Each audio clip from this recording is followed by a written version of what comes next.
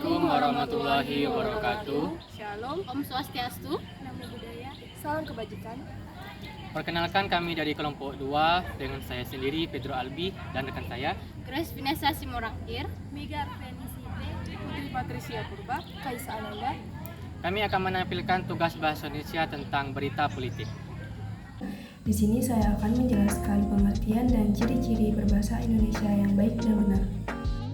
Bahasa Indonesia yang baik dan benar adalah bahasa Indonesia yang memenuhi kaidah-kaidah atau ketentuan-ketentuan yang sesuai dengan tata bahasa yang ejaan yang disempurnakan atau EYD dan Kamus Besar Bahasa Indonesia atau KBBI. Kriteria penggunaan bahasa Indonesia terdiri dari 1. Tata bunyi atau fonologi, 2. Tata bahasa atas kata dan kalimat, 3. Kosakata, 4. Ejaan, 5. Makna, dan 6. Kelogisan. Berikut ini adalah ciri-ciri bahasa Indonesia yang baik dan benar, yaitu yang pertama, penggunaan kaidah tata bahasa normatif, yakni dengan penerapan pola kalimat yang baku. Kedua, penggunaan kata-kata baku.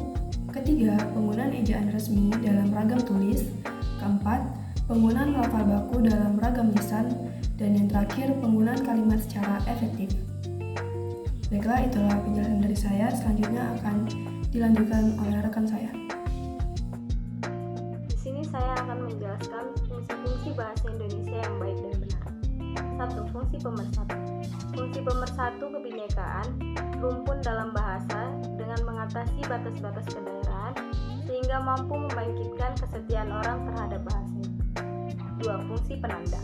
Fungsi penanda kepribadian yang menyatakan identitas bangsa dalam pergaulannya dengan bangsa lain. 3. Fungsi pembawa kewibawaan. Fungsi pembawa kewibawaan yaitu mencangkup kesamaan derajat dengan peradaban lain yang dikagumi lewat memperoleh bahasa baku sendiri. Bagi mereka yang mampu menuturkan ragam bahasa Indonesia, ini akan menciptakan wibawa atau nilai prestis. 4. Fungsi sebagai kerangka acuan. Fungsi sebagai kerangka acuan tentang tepat tidaknya dan betul tidaknya pemakaian bahasa, sehingga memberikan kesadaran orang akan adanya aturan yang baku dan layak dipatuhi, agar ia tidak mendapat sanksi sosial. Oke, selanjutnya akan dilanjutkan oleh rekan saya. Kaidah kebahasaan. Kaidah kebahasaan adalah aturan-aturan dalam membentuk kata dan kalimat, baik sebagai ciri atau pembeda dengan jenis teks lainnya. Kaidah kebahasaan terdiri dari kaidah ejaan yang meliputi penulisan huruf, penulisan kata, kata turunan, singkatan, dan akronim. Yang kedua adalah kaidah morfologi yang meliputi kata imbuhan, kata ulang, dan kata majemuk. 3. Kaidah sintaksis. Kaidah sintaksis meliputi hakikat kalimat, kalimat tunggal dan kalimat majemuk, subjek, predikat, objek, dan keterangan. Yang keempat adalah kaidah simantik yang meliputi makna denotasi dan konotasi, makna kata umum dan kata khusus, antonim dan sinonim. Selanjutnya, kaidah kebahasaan yang selanjutnya ada tata bahasa kalimat, tata bunyi, dan makna. Di sini saya akan menjelaskan tentang 4 prinsip-prinsip berbahasa yang baik dan benar. Yang pertama, prinsip kontekstual atau nyata, yaitu pembelajaran berbahasa yang mengaitkan materi yang diajarkan dengan dunia nyata. Peserta didik membuat hubungan antara pengetahuan yang dimiliki dengan pengetahuan dalam kehidupan sehari-hari. Yang kedua, prinsip integratif atau terpadu, yaitu pembelajaran berbahasa yang disajikan secara terpadu atau tidak terpisah-pisah. Contohnya, untuk menyajikan sebuah kalimat, kita bisa padukan dengan menyimak, menulis, berbicara, dan membaca. Yang ketiga, prinsip fungsional atau fungsi, yaitu pembelajaran berbahasa yang harus dikaitkan dengan fungsinya sendiri. Nah, yang terakhir, prinsip apresiatif atau menyenangkan, yaitu pembelajaran berbahasa yang tidak hanya dilakukan untuk pembelajaran sastra, tetapi juga untuk pembelajaran aspek lainnya seperti keterampilan berbahasa, yaitu menyimak, berbicara, membaca, dan menulis.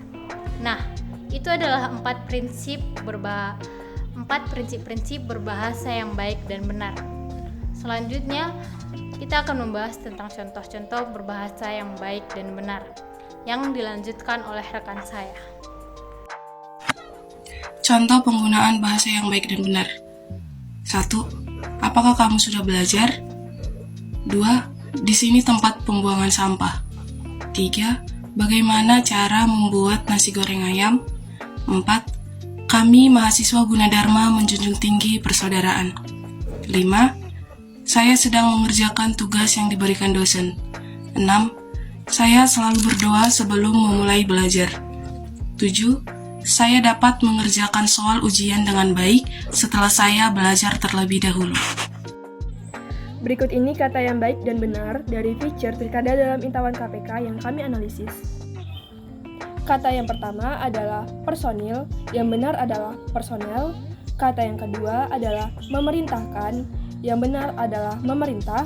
Kata yang ketiga adalah pidana, yang benar adalah terpidana.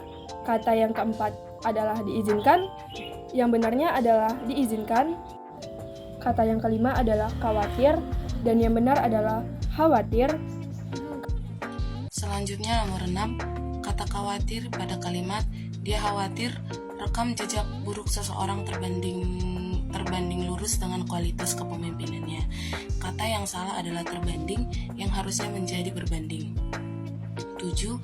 Kata melihatnya pada kalimat tapi saya melihatnya ini sebagai kemunduran. Kata melihatnya seharusnya menjadi melihat. 8. Kata divisi pada kalimat pengembangan serta divisi laporan. Yang benar adalah divisi, bukan divisi. 9. Kata memverifikasi pada kalimat tim bertugas memverifikasi laporan. Kata memverifikasi harusnya menjadi memverifikasi dengan huruf P yang diganti dengan huruf V. 10. Kata berkolaborasi pada kalimat KPK berkolaborasi dengan lembaga swadaya masyarakat. Kata yang benar adalah berkolaborasi, bukan berkolaborasi. 11. Kata melototi pada kalimat KPK secara khusus melototi pemilihan. Kata melototi adalah memelototi. 12. Kata di 10 pada kalimat pemilihan di 10 wilayah. Harusnya Imbu Handi ditulis terpisah dengan kata yang mengikutinya karena menunjukkan tempat atau waktu. 13. Kata anggarannya pada kalimat daerah dan anggarannya tidak bisa terjamin. Kata anggaran dengan imbuhannya seharusnya digabung. Baik, selanjutnya kami tampilkan tabel tentang kata-kata yang salah dan perbaikannya. Presentasi grafik berbahasa dari teks feature yang berjudul Pilkada dalam Intawan KPK. Teks yang kami analisis adalah bahasa yang baik dan benar sebanyak 40%, bahasa yang baik sebanyak 25%, bahasa yang benar sebanyak 25%, dan bahasa yang tidak baik dan tidak benar sebanyak 10%. Bad nigga clap, I got 3 old thoughts, new guap, wearing that dick, bitches on my line, and you know